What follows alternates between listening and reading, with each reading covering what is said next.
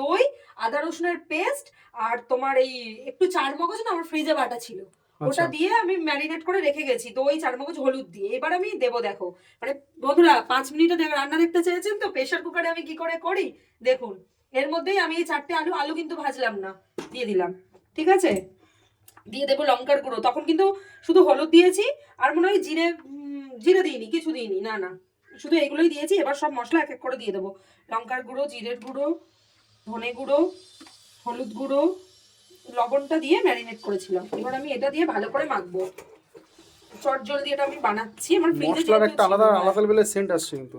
ব্যাস এইটা হয়ে গেল। এটার সাথে এটা এই আলুটার সাথে একটু মাখিয়ে নিলাম। ফার্স্টে প্রেসার কুকারটাকে গরম করে দেব। প্রেসার কুকারটা গরম হয়ে গেলে এর মধ্যে তেল দেবো। এবার আমি প্রেসার কুকারের মধ্যে দিয়ে দেবো তেল। এবার আমি দিয়ে দেবো তেজপাতা। এবার এর মধ্যে আমি দিয়ে দেবো চিনি, পেঁয়াজ কুচিটা। এই যে পেঁয়াজটা ভাজা হয়ে গেছে, এবার আমি এর মধ্যে দিয়ে দেবো কুচি করে কেটে রাখা টমেটো। টমেটোটা দিলাম, পেঁয়াজটা হালকা 2-3 মিনিট ভেজেছি, পেঁয়াজটা একটু পাতলা পাতলা করে ভেজে কেটেছি, যার দরুন এরকম হয়ে গেছে। টমেটোটা দেওয়া হয়ে গেলে এবার আমি দিয়ে রাখবো মাংসটা।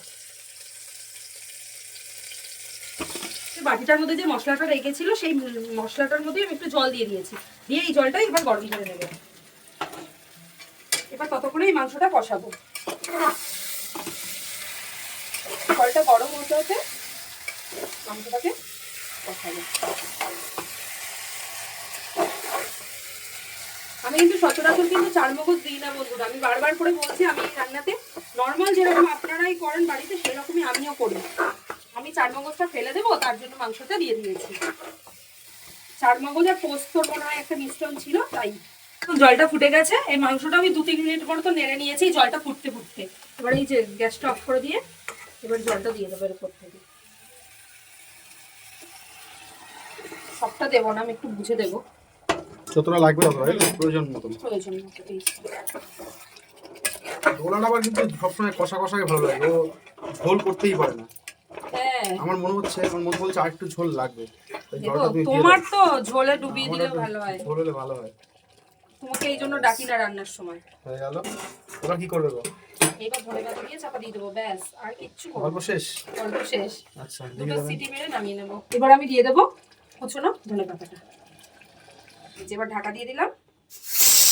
এই যে আমার আগে একটা পড়েছে আর এখন একটা পড়লো, দুটো সিটি হয়ে গেছে, তাই আমি অফ করে দেবো।